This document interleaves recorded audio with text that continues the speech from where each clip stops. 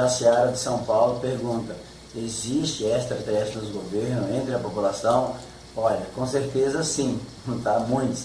Apesar da ciência tradicional não admitir, apesar das lideranças mundiais não admitirem, eles sabem, eles têm certeza de que existe uma certa intervenção, um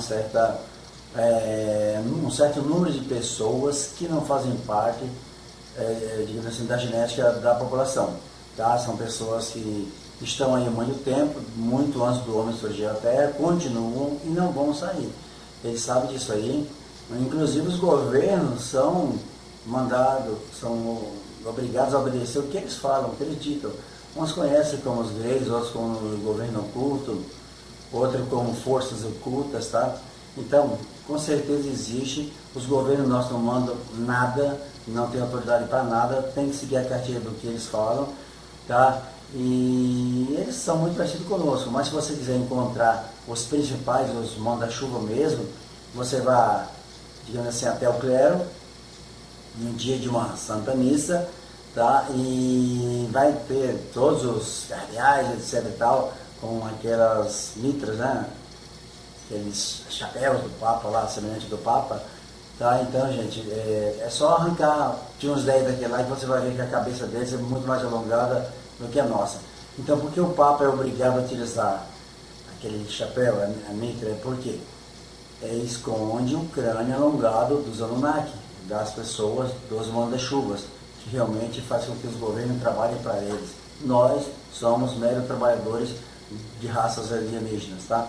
Então, existe a raça do bem, existem outras raças que não são muito bem para a população, mas existe aquelas da linhagem de Enki, tá? Que originou a raça adâmica, e também, digamos assim, muitos chamam o mensageiro das estrelas, ou dos mares, né?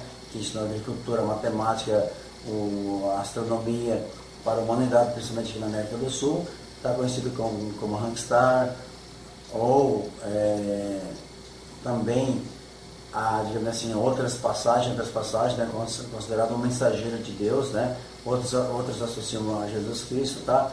Então, outros chamam de Arastar. Então é o seguinte, cada pessoa tem digamos assim, uma rotulação para esses visitantes do espaço aí, tá?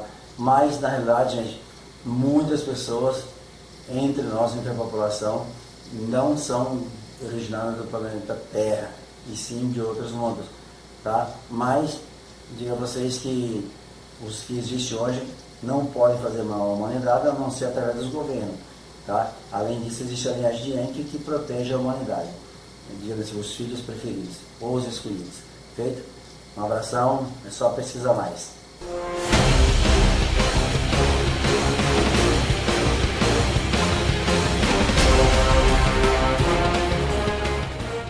Time I corrected the information, it was taken down from the internet. So I learned that you have to be really a little careful about information and vetting it. Well, certainly practicing discernment in everything we do is something that must be practiced, especially when we're handed documentation that can make certain claims, and of course vetting the documents themselves. So back to the topic at hand, and the global cabal of puppet masters who are pulling the strings of the international elite and the banksters. I had mentioned the Illuminati and the Masons, and I mentioned the Order of the Garter and these super secret organizations. But you take it all back to the Vatican. You take it all right back to those this species of people. If I could provide a little bit of historical perspective for a moment, when the Illuminati was supposedly disbanded, some people believe that it just didn't disappear. It went underground, and it simply spread itself out.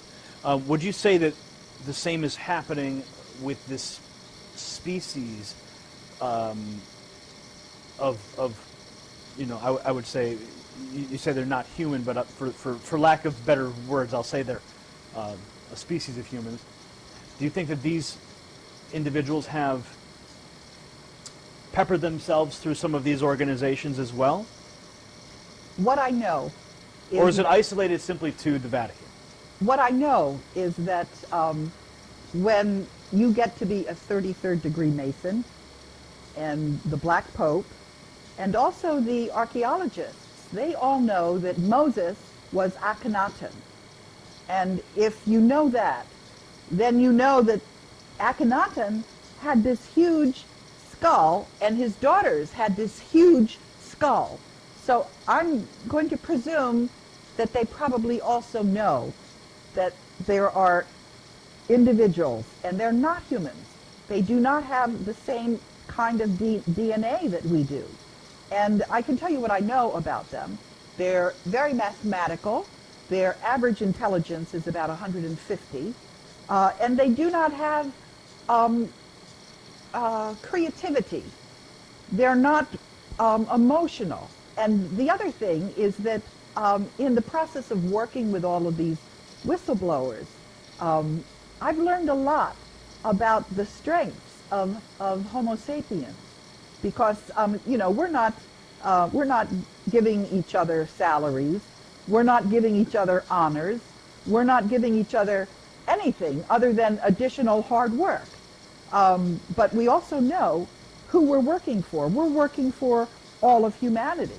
So I have to ask this question, because some of the viewers who are watching right now are going, they're talking about another species with an elongated skull. You mentioned the high intelligence, the lack of creativity, and it's going to be hard for people to grasp that reality. And of course, everyone has to do their own homework to discover these things.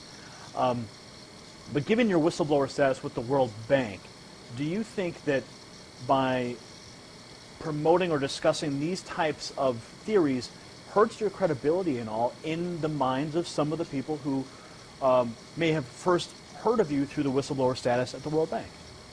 I'll tell you what, I've gotten a fair amount of feedback like that, and I'll tell you what I say to these people. I say that it has been an incredible experience to have made it this far. And the number one thing that I've learned in that process is to trust my own intuition, because that has really served me very well. And my intuition is telling me that this is the time to tell people this.